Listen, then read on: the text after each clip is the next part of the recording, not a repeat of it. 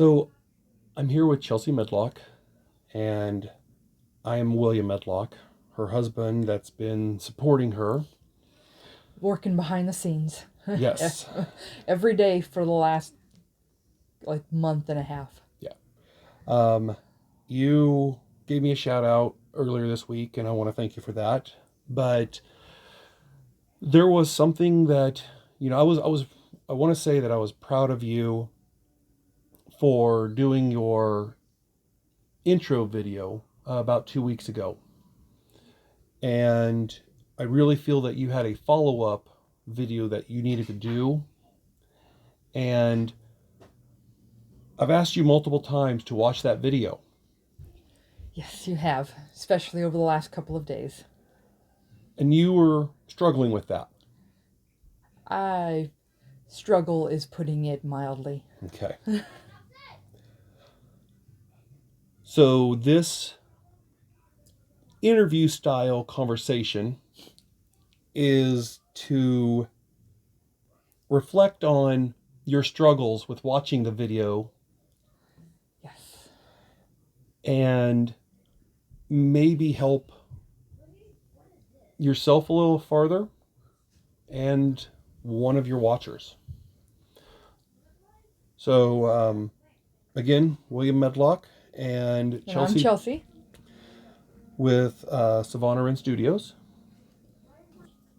One more thing before we get into this interview. You will hear our 4 kids and... plus 2 others. Yes. And probably a couple of dogs. Maybe a cat. Who knows? Because we run a circus. And there's no getting around any kind of background noise. Yeah. So, what did I make you do today? Today you had asked me to watch my Facebook Live talk that I had done about 2 weeks ago and write down my thoughts on it. And today I was really dragging my feet about doing that project. And so you had suggested that I write down all the reasons that I was moving at a snail's pace. All right. And after that little moving at a snail's pace, I finally stopped you and asked what was wrong. And I decided to actually express why I was dragging my feet. It was because I was afraid. Correct. I wanted to try to make sure that you could find out what issues you were having. So I made you write a list of what your thoughts were. I would like you to reread those.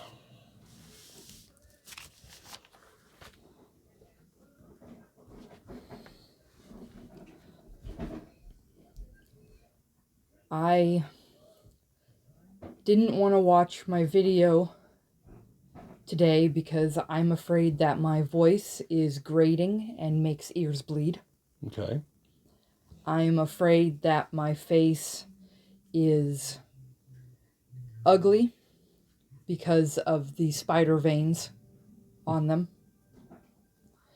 That I look ginormous in camera. What'd you actually write? That I weigh over 300 pounds. That's what it looks like, you feel? Yes. Okay. That I was afraid that everything that I do or say comes off as being fake or insincere. That I look fake doing videos or trying to interact with people. That I'm fake and that I'm an imposter. And because I'm afraid that I'm an imposter at what I do and with my business, I am afraid that people either see my videos and hate me for my content, or on the flip side, people don't watch my videos or interact with my content, not because of the content itself, but because of who I am and how I look. Okay. So the question I have for you now, of these 1, 2, 3, 4, 5, 6, 7, 8, 9 things that you were afraid of watching your video, how often in real life do these 9 things come into play? Probably multiple times a day. I struggle with body image issues of all kinds. I struggle with how I look, how I dress, how I sound, and I spend a lot of my days either working really hard on my appearance or saying, screw it, I'm not going to work on it at all because people already think that I'm hideous. Why should I even bother? Okay. I also work constantly to make sure that I'm saying the right things and the perfect things, and I work on mental scripts all day long. So basically what you're saying is you've been working on your self-image. Yes. Do you feel, how long have you been trying to work on your self-image? I've been trying really hard for about a year and a half. Okay. So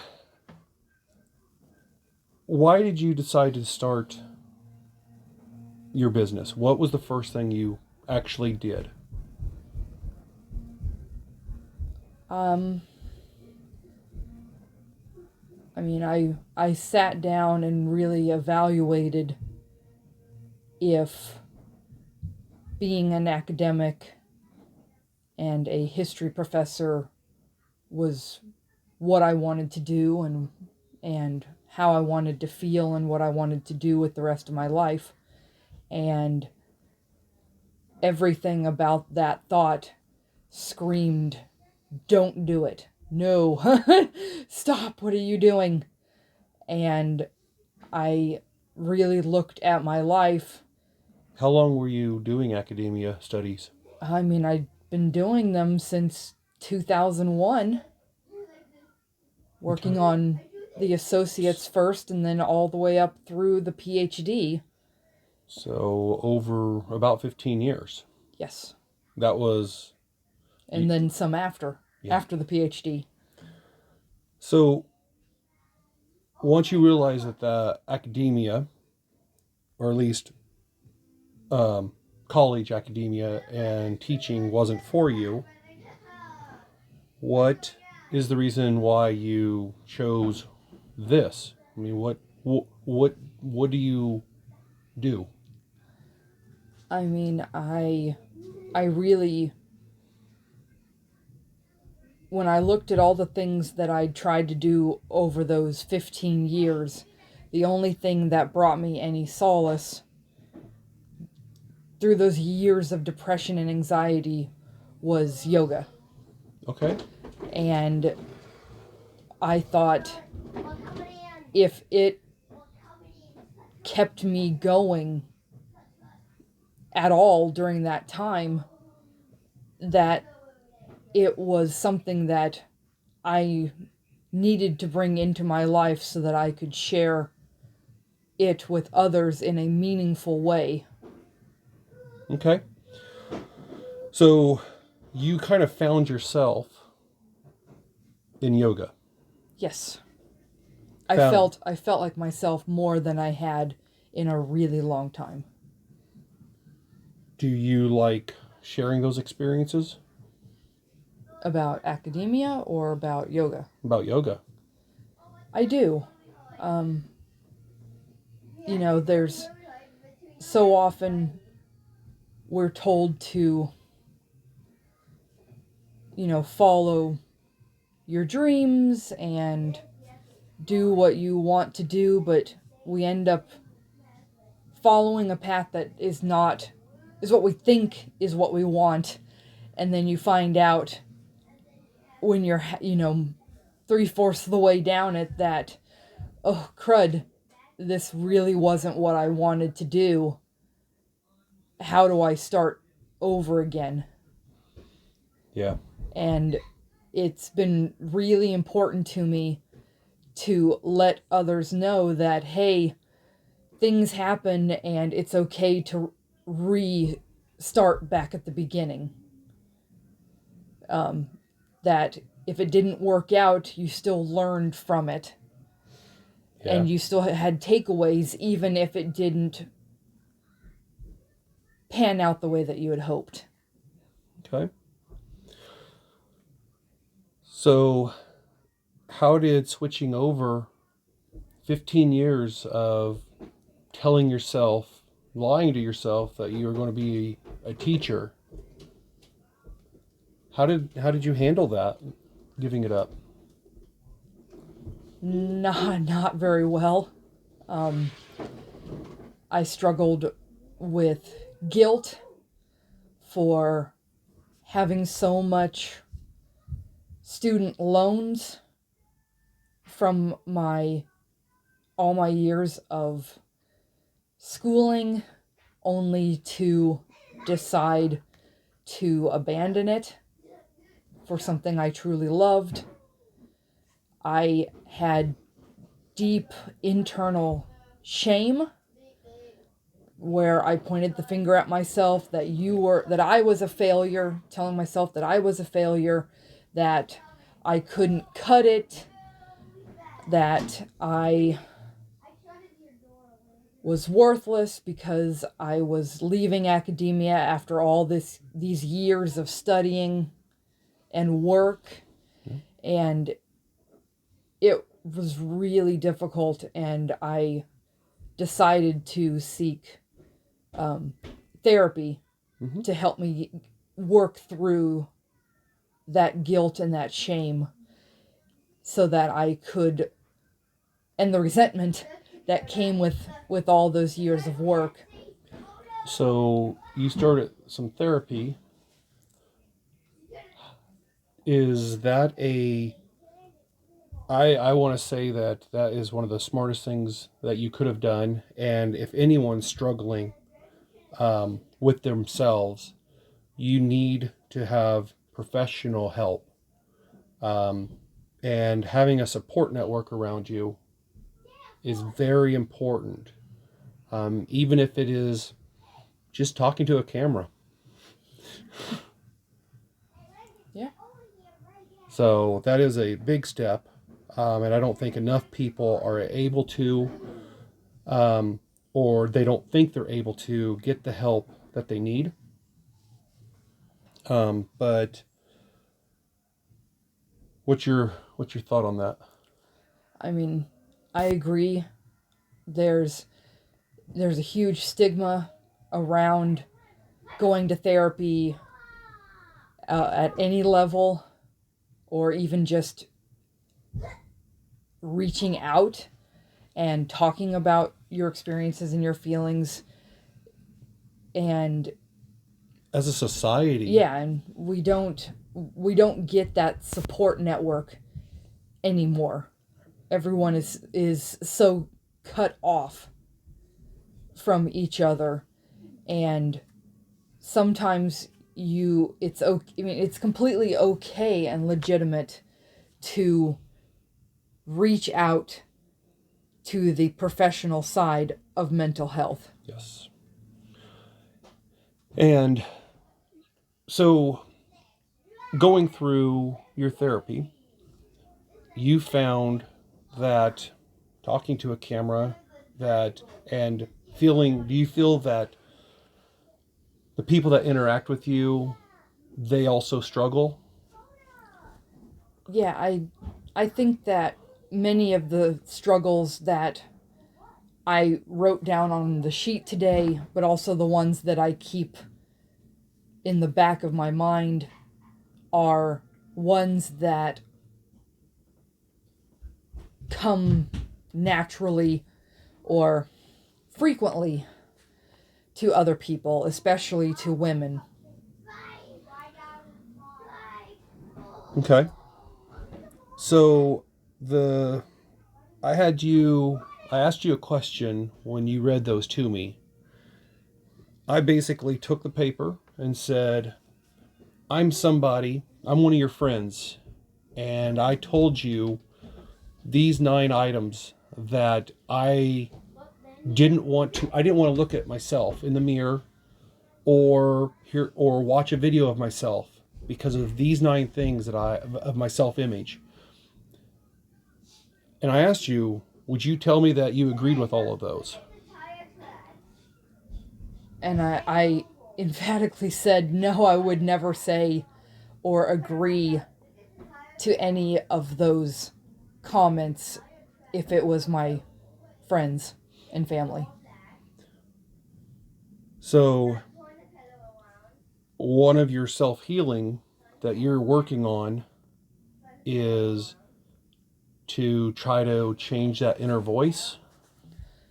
Yes, I work most weeks with my therapist to confront that inner critic that is constantly telling me, you're not perfect, why are you trying, you're not you're not good enough, why are you trying, no one cares about you because you're not good enough and not perfect enough.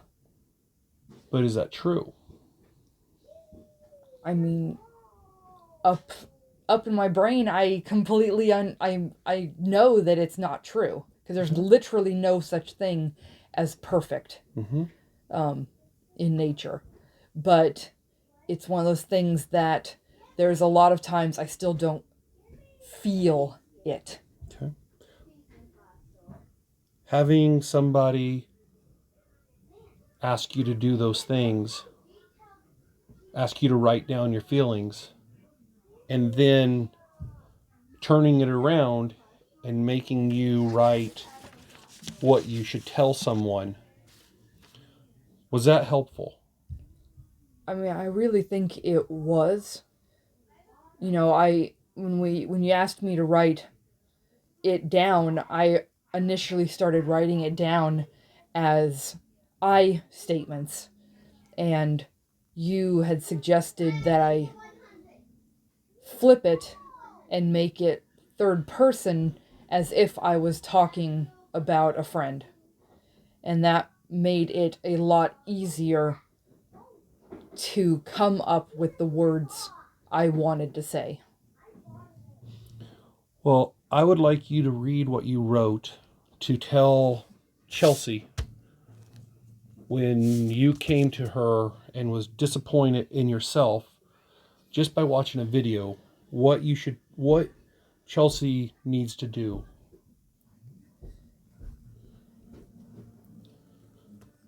The first one I started with was, Chelsea is afraid that her voice is grating, but lots of people compliment her on her voice in sessions. Chelsea is afraid that her face is horrible to look at because of the veins and redness. But no face is flawless. Veins are a part of her face, just like freckles and moles can be. Yeah. Chelsea is afraid that she looks like she weighs 300 pounds and therefore can't be a yoga teacher. But she believes in yoga, practices yoga, and teaches yoga her way, and her way for her body, in the hopes it will help others with the same feelings to enjoy yoga. I want to touch on that a little more. You aren't a normal yogi. Your size is not a normal person. That's not how I would phrase it. Okay. But How would you phrase it? I would say that I'm not the average sized yoga instructor. Yeah, And I'm definitely not a Instagram yogi. correct. But do you find relaxation from yoga? I do. I always feel at ease as soon as I do it. What did you do this year for the first time ever that you came home and you were like super proud that you were able to do it? Um, I had done a headstand for the first time in, I can't tell you how long it's been. Probably since being a kid. And were you able to do that just right away? No. Did you have any props? Did you have support? Yes. I had props and I had support. So without support, you wouldn't have been able to achieve something like that. I mean, as easily. Right. It would have been a lot scarier. Yes. So seeing you be able to, or having you come home and tell me that milestone for yourself, you're not 300 pounds. Right. But it's hard to change that concept. Correct. There's a lot of internalized fat phobia. Yeah. But with support, you can do things that you normally wouldn't. Correct. Is that anything you are offering? Yeah, I mean, one of the tenets of the business that I created was to support others in their journeys, in finding themselves, healing what they want to heal, or exploring different sides of themselves that they've never explored before, that it would help them in some way, and they would come away with those feelings that I would have every time that I had a breakthrough, whether it was a tough breakthrough or an amazing, enlightening breakthrough. Awesome. So what's something else that you would tell Chelsea? Chelsea is afraid that she is fake and an imposter, that she's never good enough at her work, but she's doing it. She is doing it and living it every day. She enjoys it and loves doing this work. And there is no such thing as perfect to a perfectionist. Correct. All right.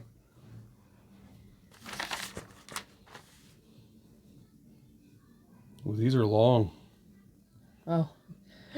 Let's go for them. Okay. And Chelsea is afraid that people don't like or buy her content because of who she is and how she looks. But why would she even want to interact with such shallow people? Their superficial nature is not part of her brand or part of the teaching experience that she offers. They're not her audience. If they would turn away from her just because of what she looks like.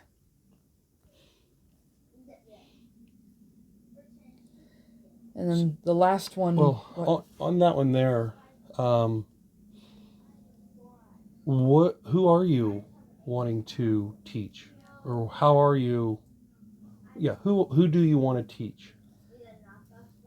I want to teach people that resonate deeply with my style of yoga. And what's your style of yoga? Accessible, that goes deep and doesn't just focus on the fitness aspect. So the fitness is a byproduct of your form of yoga? Yes, And what is that teaching?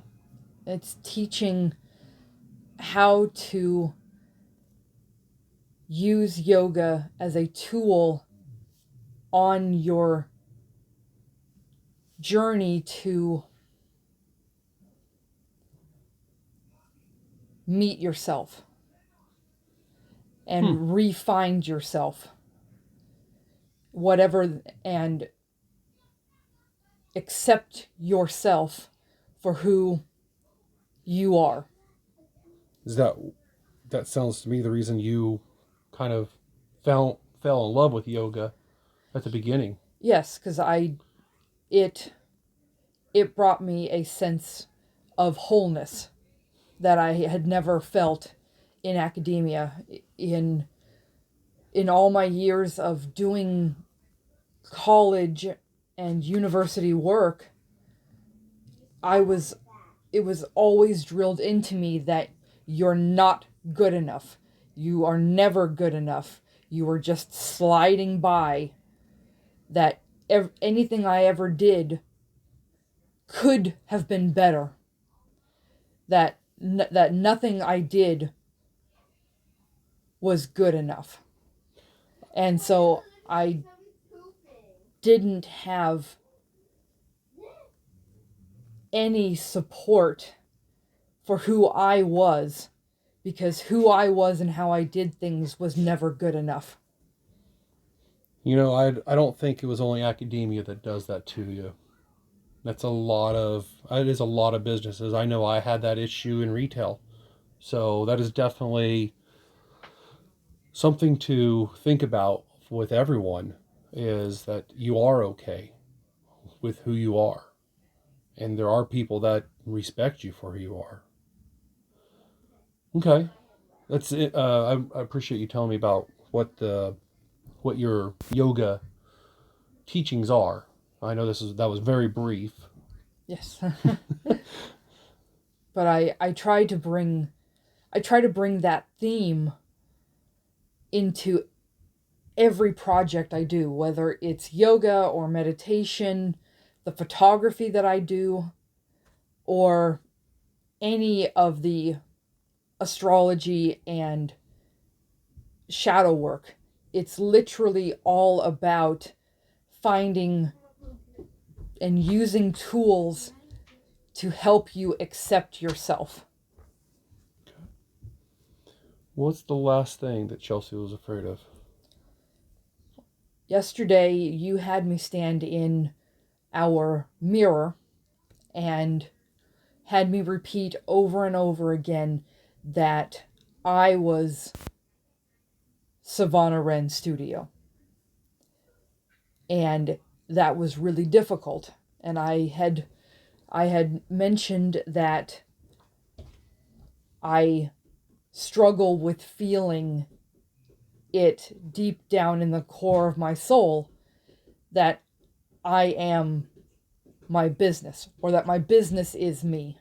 And so what I wrote down as the last one was, Chelsea is afraid that she isn't Savannah Wren Studio, but she has poured herself into this for over a year. The brand is her ideas, her words, her images, her style, her products, her workshops. No one else is creating the work that Chelsea is doing. It's her stuff. It's the things that she believes in. Yes. I could see that being very difficult for you. So now that you've told this to Chelsea, why don't you step back into your own skin, and how did doing this little activity help you? I mean, first, I want to say that it was extremely difficult, and there was multiple times that I envisioned that I was telling this to my best friend or my cousins who I love dearly, or any of a number of people who I care about, and what I would say to them had they asked me or come to me with this situation. And, it's so much easier to tell someone else that you truly care about that they are valid and that they are accepted. And I'm still working on telling myself. And Yeah. so this exercise helped me remember how far I have come in a year and a half. Because a year and a half ago, I wouldn't have made videos. I didn't take photographs of myself. I didn't look at myself in the mirror for any reason at all. And now I do those activities with less anxiety. Yeah. But it did show me that I still have those deep-seated shadows that I'm working through. But I am working through them. Are you on try sharing your journey then?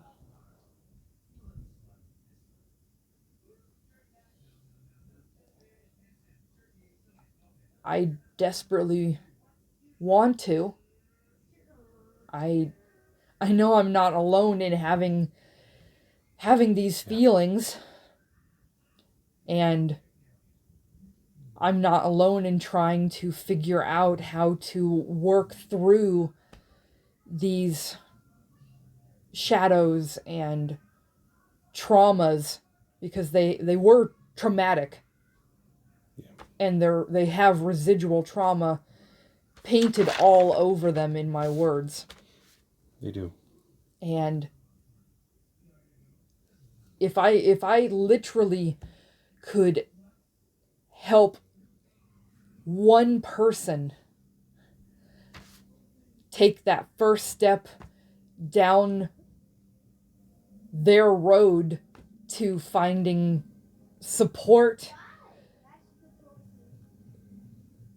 compassion, and love that gets them where they want to go, it would be completely worth it. Yeah. Hey, I'm actually making a difference in the lives of others when I don't feel that I ever made a difference as a historian and a professor. Yeah. And that making a difference is what propelled me on this specific path. I needed to help others in some way. Excellent. And that's the one thing that I hold on to every day when I'm creating content and recording videos and doing sequences and volunteering my time, or sitting at the computer and looking over all the research that my husband wants me to do. The one thing that I constantly keep with me is, by doing this, I will make a difference. Excellent. Well, I still would like you to watch your video. I haven't dropped that yet. Of course not. I'm like a dog with a bone. And I think this is very helpful, not only for yourself, but somebody else. If you're struggling, sometimes it is easier to tell someone else that they're good and not be able to tell yourself. I've seen you do it over and over, and I literally made this exercise from watching you interact with other people. And do that. If you're struggling, write a few things down and then tell your friend how those aren't really true statements. So I appreciate Chelsea taking time to share some of her darker Thoughts thoughts and feelings. and some of the demons that you struggle with daily. Yes. And it is a daily struggle. I know that it was really difficult to share this information. I am so thankful that you pushed me beyond my comfort zone to express what I am still working on so that I could share my experiences with others in the hopes that what I'm going through might resonate with someone else. Mm-hmm. I want to thank you for doing this for me, and I want to thank everyone out there for your continued support in myself as a person and in my business. You can always find me on Facebook at Savannah Studio, and you can now find me on Patreon either under Savannah Studio or under my name, Chelsea Medlock. Thank you all for being here. I couldn't do this without you.